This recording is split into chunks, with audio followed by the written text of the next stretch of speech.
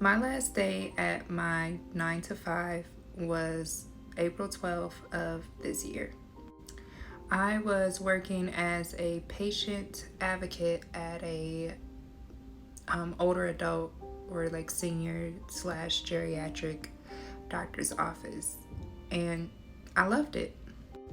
At the time, I was also in school studying social work to ultimately become a therapist. But I quickly realized that I was good at being a patient advocate, good at working with people, but it was not something that was necessarily good for me. And what I mean by that is that I took the time to be intentional about unpacking the things that had happened to me in the past, the things that were currently happening to me, and how to process that and my emotions, and therapizing myself a lot of the times. And what I realized was that I didn't really want to do that for other people. And sometimes when you help people, a lot of times when you help people, you are there for that process where they are unpacking their own stuff. And while I love to help people, and again, I was good at it, it became overstimulating for me. It became too much that it started to kind of seep into my heart, and I didn't like it. I couldn't handle it, honestly.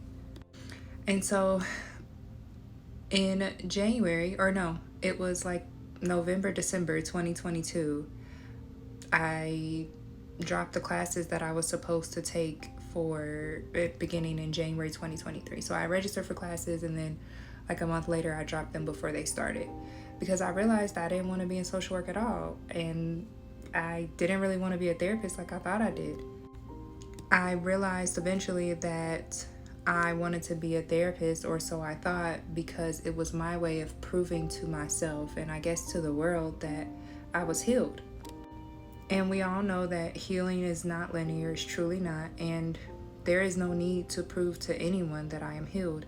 And I don't need to overextend myself in ways that don't feel good to me or are not conducive to my growth and my peace to prove a point.